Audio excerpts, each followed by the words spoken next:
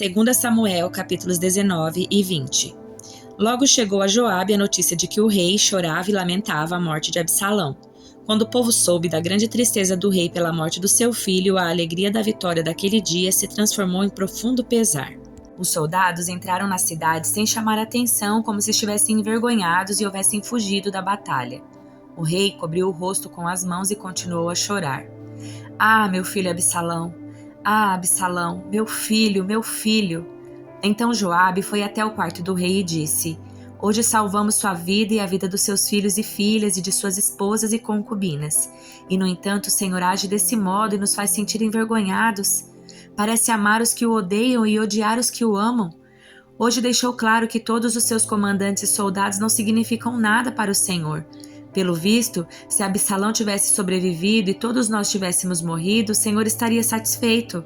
Agora saia e vá parabenizar seus soldados, pois juro pelo Senhor que se o rei não for, nenhum só deles permanecerá aqui essa noite. Isso seria pior que todo o mal que já lhe aconteceu na vida. Assim o rei saiu, se sentou à entrada da cidade, e quando se espalhou a notícia de que o rei estava ali, todos foram vê-lo. Enquanto isso, os israelitas haviam fugido para suas casas e em todas as tribos de Israel houve muita discussão. O povo dizia: o rei nos livrou dos nossos inimigos e nos libertou dos filisteus, mas teve de fugir por causa de Absalão. Agora Absalão, a quem ungimos para reinar sobre nós, está morto. Não devemos demorar para trazer o rei Davi de volta. Então Davi enviou uma mensagem aos sacerdotes Zadok e Abiatar. Perguntem às autoridades de Judá: por que vocês demoram tanto para receber o rei de volta? Até eu já sei que todo Israel deseja minha volta. Vocês são meus parentes, minha própria tribo, meu povo e minha raça. Então por que são os últimos a receber o rei de volta? E Davi pediu que dissessem a Amasa: você é meu parente, meu povo e minha raça. Que Deus me castigue severamente se de hoje em diante você não se tornar comandante do meu exército em lugar de Joabe. A mensagem de Davi convenceu todas as autoridades de Judá e eles deram uma resposta unânime. Mandaram dizer ao rei: volte para nós e traga todos que estão com o Senhor.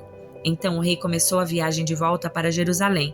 Quando chegou ao rio Jordão, o povo de Judá foi a Gilgal para encontrar-se com ele e acompanhá-lo até o outro lado do rio. Simei, filho de Gera, de Baurim, na terra de Benjamim, atravessou com os homens de Judá para dar as boas-vindas ao rei.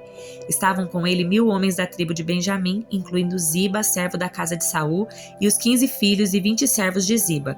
Desceram apressadamente ao Jordão para receber o rei. Atravessaram o rio para ajudar a família do rei a chegar à outra margem e para fazer o que ele lhe solicitasse. Quando o rei estava prestes a atravessar o rio, Simei, filho de Gera, curvou-se diante dele e suplicou: ó meu senhor o rei, por favor perdoe-me. Esqueça as coisas terríveis que seu servo disse quando o Senhor saiu de Jerusalém. Sei quanto pequei, por isso vim aqui hoje, a primeira pessoa em todo Israel a receber o meu senhor o rei. Então Abissai, filho de Zeruia, disse: Simei deve ser morto, pois amaldiçoou o rei ungido do Senhor. Quem pediu a opinião de vocês, filhos de Zeruia? Disse Davi. Porque agem como se fossem meus inimigos? Hoje não é um dia de execuções, pois hoje voltei a ser rei em Israel. Então, virando-se para Simei, Davi prometeu: sua vida será poupada. Mefibosete, neto de Saul, veio para encontrar-se com o rei. Desde que havia saído de Jerusalém até o dia em que voltou em segurança, Mefibosete não tinha lavado os pés, nem feito a barba, nem lavado as roupas. Quando ele chegou a Jerusalém, o rei lhe perguntou: por que você não veio comigo, Mefibosete? Ele respondeu: ó, meu senhor o rei, meu servo Ziba me enganou. Pedi que ele selasse meu jumento para que eu pudesse acompanhar o rei, pois, como o senhor sabe, sou aleijado. Ele, no entanto, falou mal de mim e disse que eu havia me recusado a vir. Mas sei que meu senhor o rei é como um anjo de Deus. Portanto, faça o que lhe parecer melhor. Meus parentes e eu só poderíamos esperar que o senhor mandasse nos matar. Contudo, o senhor me honrou ao permitir que eu comesse a sua mesa. Que mais eu poderia pedir? Não precisa continuar se explicando, respondeu Davi. Resolvi que você e Ziba dividirão sua terra igualmente entre si. Dê tudo a ele, disse Mefibosete. Para mim basta saber que meu senhor o rei voltou para casa em segurança. Barzilai de Gileade havia descido de Rogelim para acompanhar o rei na travessia do Jordão. Era bastante idoso, tinha 80 anos e era muito rico. Foi ele quem providenciou alimento para o rei durante sua estada em Manaim. O rei disse a Barzilai: venha comigo para Jerusalém e eu cuidarei de você. Barzilai, porém, respondeu: sou idoso demais para ir com o rei a Jerusalém. Tenho 80 anos, não consigo mais apreciar coisa alguma. A comida e a bebida já não têm sabor. e já não consigo ouvir a voz dos cantores. Seria apenas um peso para o meu senhor o rei. Atravessar o Jordão com o rei é uma honra suficiente para mim. Depois permita que eu volte para morrer em minha cidade, onde meu pai e minha mãe foram sepultados. Mas aqui está seu servo, Kimã. Permita que ele vá com meu senhor o rei e receba o que o senhor quiser lhe dar. Está bem, concordou o rei. Kimã virá comigo, e eu o ajudarei de maneira como você achar melhor, e farei por você qualquer coisa que me pedir. Assim todo o povo atravessou o Jordão com o rei. Depois que Davi abençoou Barzilai e o beijou, Barzilai voltou para casa. O rei atravessou para Gilgal, levando Kimã consigo. Todo o povo de Judá e metade do povo de Israel o acompanharam. Contudo, os homens de Israel vieram queixar-se ao rei. Os homens de Judá se apropriaram do rei e não nos deram a honra de ajudar a levar o Senhor, sua família e todos os seus acompanhantes até o outro lado do Jordão. Os homens de Judá argumentaram: o rei é nosso parente próximo. Por que vocês estão irados? Não comemos à custa do rei nem recebemos favor especial algum, mas há 10 tribos em Israel, responderam os outros. Portanto, temos 10 vezes mais direito ao rei do que vocês. Que direito vocês têm de nos tratar com desprezo? Não fomos nós os primeiros a propor trazer o rei de volta? A discussão continuou e os homens de Judá falaram com ainda mais rispidez que os de Israel. Estavam ali por acaso um homem perverso chamado Seba, filho de Biquiri, da tribo de Benjamim. Seba tocou a trombeta e começou a gritar: Abaixo a dinastia de Davi! O filho de Jessé nada tem a nos oferecer. Vamos, homens de Israel, todos de volta para casa. Então todo o povo de Israel que estava ali abandonou Davi e seguiu Seba, filho de Bacri. O povo de Judá, porém, permaneceu com o rei e o acompanhou do rio Jordão até Jerusalém. Quando Davi chegou a seu palácio em Jerusalém, mandou confinar as 10 concubinas que haviam ficado ali.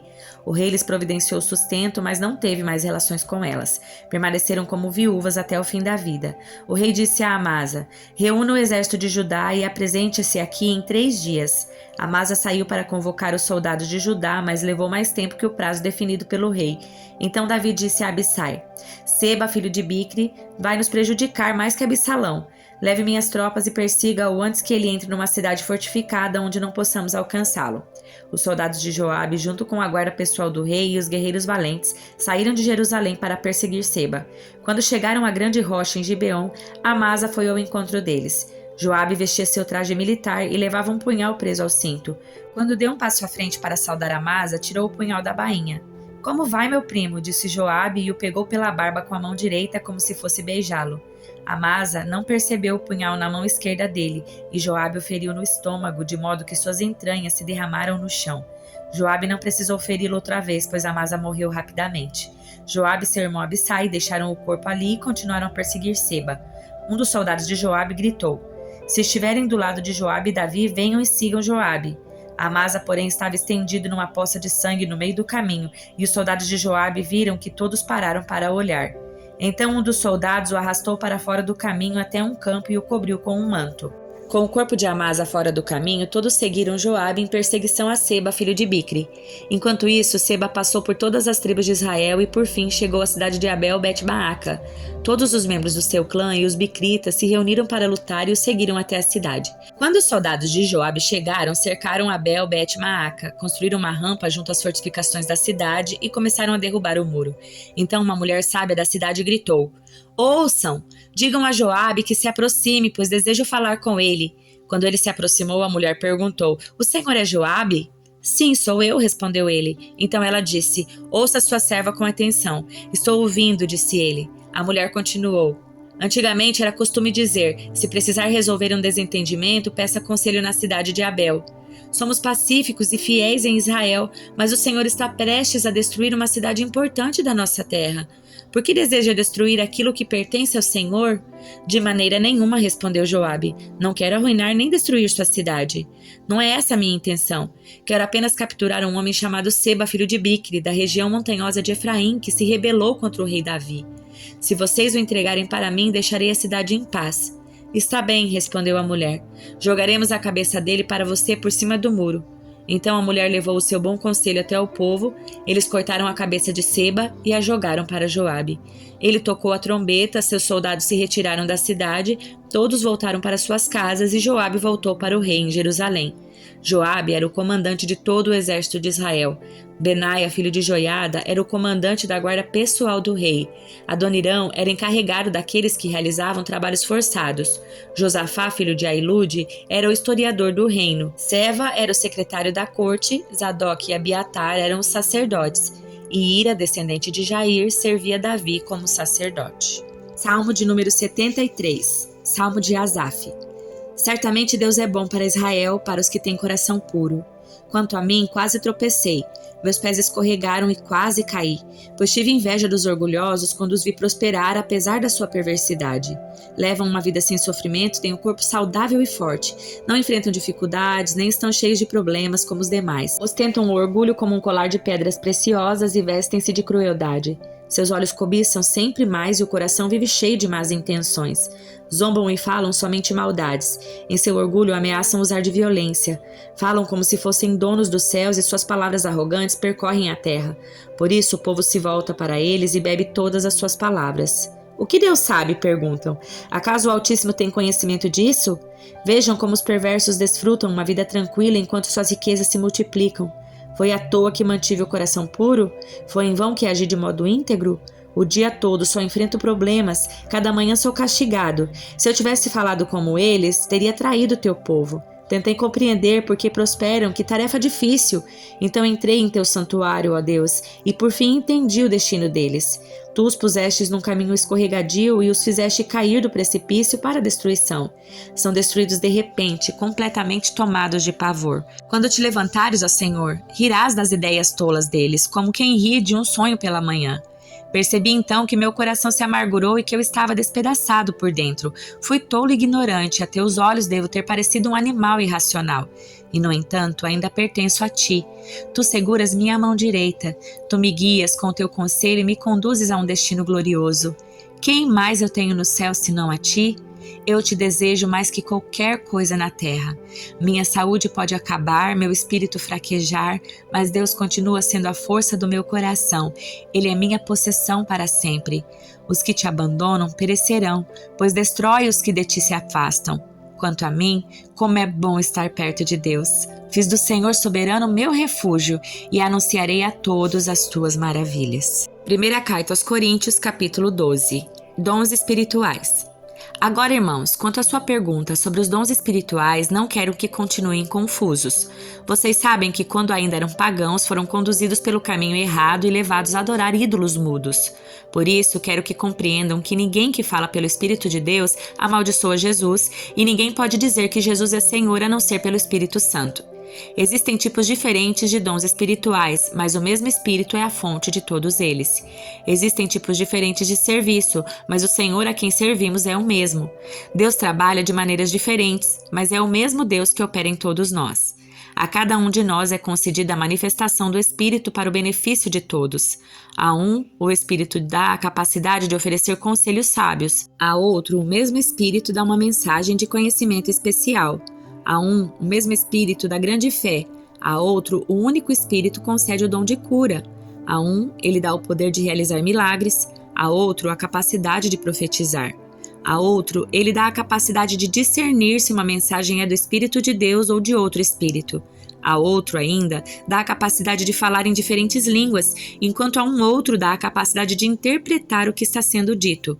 Tudo isso é distribuído pelo mesmo e único Espírito que concede o que deseja a cada um. O corpo humano tem muitas partes, mas elas formam um só corpo. O mesmo acontece com relação a Cristo. Alguns de nós são judeus, alguns são gentios, alguns são escravos, alguns são livres, mas todos nós somos batizados em um só corpo pelo único Espírito. Todos recebemos o privilégio de beber do mesmo Espírito. De fato, o corpo não é feito de uma só parte, mas de muitas partes diferentes. Se o pé diz, não sou parte do corpo porque não sou mão, acaso por isso deixará de ser parte do corpo? E se a orelha diz, não sou parte do corpo porque não sou olho, será por isso que deixa de ser parte do corpo? E se o corpo todo fosse olho, como vocês ouviriam? E se o corpo todo fosse orelha, como sentiriam o cheiro de algo? Mas nosso corpo tem muitas partes e Deus colocou cada uma delas onde Ele quis. O corpo deixaria de ser corpo se tivesse apenas uma parte. Assim, há muitas partes, mas um só corpo. O olho não pode dizer à mão, não preciso de você. E a cabeça não pode dizer aos pés, não preciso de vocês. Ao contrário, algumas partes do corpo que parecem mais fracas são as mais necessárias, e as partes que consideramos menos honrosas são as que tratamos com mais atenção. Assim, protegemos cuidadosamente as partes que não devem ser vistas, enquanto as mais honrosas não precisam dessa atenção especial. Deus estruturou o corpo de maneira a conceder mais honra e cuidado às partes que recebem menos atenção. Isso faz que haja harmonia entre os membros, de modo que todos cuidem uns dos outros. Se uma parte sofre, todas as outras sofrem com ela. Se uma parte é honrada, todas as outras com ela se alegram. Juntos, todos vocês são o corpo de Cristo e cada um é parte dele. Deus estabeleceu para a igreja, em primeiro lugar, os apóstolos, em segundo, os profetas, em terceiro, os mestres, depois os que fazem milagres, os que têm o dom de cura, os que ajudam outros, os que têm o dom de liderança, os que falam em diferentes línguas. Somos todos apóstolos? Somos todos profetas? Somos todos mestres? Todos nós temos o poder de fazer milagres? Todos temos o dom de curar? Todos temos a capacidade de falar em diferentes línguas? Todos temos a capacidade de interpretar o que é dito? Portanto, desejem intensamente os dons mais úteis. Agora, porém, vou lhes mostrar um estilo de vida que supera os demais.